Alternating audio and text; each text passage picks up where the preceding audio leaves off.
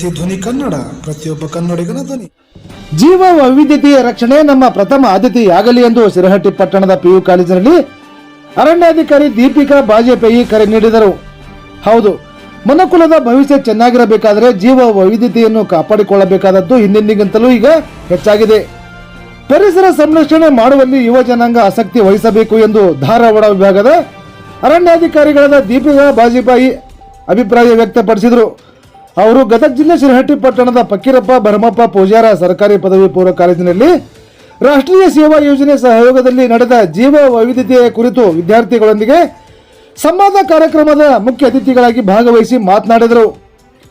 ರಾಷ್ಟ್ರೀಯ ಸೇವಾ ಯೋಜನೆಯ ಸಮರ್ಥ ಶಿಬಿರಾರ್ಥಿಗಳು ಸೇವೆಗಾಗಿ ನಾವು ಎಂಬ ಧೋರಣೆ ಅಳವಡಿಸಿಕೊಂಡು ಹಸಿರೀಕರಣ ಮಾಡುವ ಪಣ ತೊಡಬೇಕು.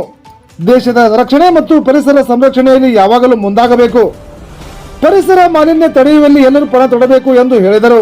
ವಿಜಯಪುರದ ಎನ್ಎಸ್ಎಸ್ ಅಧಿಕಾರಿ ಎಂಎಸ್ ಮುಲ್ಲಾ ಅವರು ಎನ್ಎಸ್ಎಸ್ನ ಮೂಲ ಉದ್ದೇಶ ಹಾಗೂ ಶಿಬಿರಾರ್ಥಿಗಳು ಮಾಡಬೇಕಾದ ಕೆಲಸ ಕಾರ್ಯಗಳ ಬಗ್ಗೆ ಸವಿಸ್ತಾರವಾಗಿ ತಿಳಿಸಿದರು. ಶಿರಹಟ್ಟಿ ವಲಯ ಅರಣ್ಯಾಧಿಕಾರಿ ರಾಮಪ್ಪ ಪೂಜಾರ ಅವರು ಅರಣ್ಯೀಕರಣದ ಮಹತ್ವ ಹಾಗೂ ಕಪ್ಪತ್ತಗುಡ್ಡದ ಪ್ರಾಮುಖ್ಯತೆ ಬಗ್ಗೆ ತಿಳಿಸಿದರು. ಇನ್ನು ಕಾರ್ಯಕ್ರಮದ ಅಧ್ಯಕ್ಷತೆ ವಹಿಸಿದ್ದ ಕಾಲೇಜಿನ ಪ್ರಾಂಶುಪಾಲ ಬಸವರಾಜ್ ಗಿರಿ ತಮ್ಮಣ್ಣವರ ಮಾತನಾಡಿ, ಗ್ರೀನ್ ಯಾನದ ಮುಂದುವರೆದ ಭಾಗವಾಗಿ ಈ ಕಾರ್ಯಕ್ರಮ ಹಮ್ಮಿಕೊಳ್ಳಲಾಗಿದೆ ಎಂದು ತಿಳಿಸುತ್ತಾ ಕಾರ್ಯಕ್ರಮದ ಮಹತ್ವದ ಕುರಿತು ಮಾತನಾಡಿದರು. ಈ ಕಾರ್ಯಕ್ರಮದಲ್ಲಿ ಯಲ್ಲಮ್ಮ ಹೊಸೂರು ಹಾಗೂ ರಾಧಿಕಾ ಪಲ್ಲೆ ಪ್ರಾರ್ಥಿಸಿದರು. ಎನ್ಎಸ್ಎಸ್ ಕಾರ್ಯಕ್ರಮ ಅಧಿಕಾರಿ ಎಸ್ವೈ ಮುಜಾವರ ಸ್ವಾಗತಿಸಿದರು. ಪರಿಮಳ ವಂದನಾರ್ಪಣೆ ನಡೆಸಿದರು. ರಾಜೇಶ್ವರಿ ಸಂಸಿ ಕಾರ್ಯಕ್ರಮ ನಿರೂಪಿಸಿದರು. ಕಾಲೇಜಿನ ನೂರಾರು ವಿದ್ಯಾರ್ಥಿನಿಯರು ಈ ಕಾರ್ಯಕ್ರಮದಲ್ಲಿ ಪಾಲ್ಗೊಂಡು ಕಾರ್ಯಕ್ರಮದ ಲಾಭ ಪಡೆದುಕೊಂಡರು.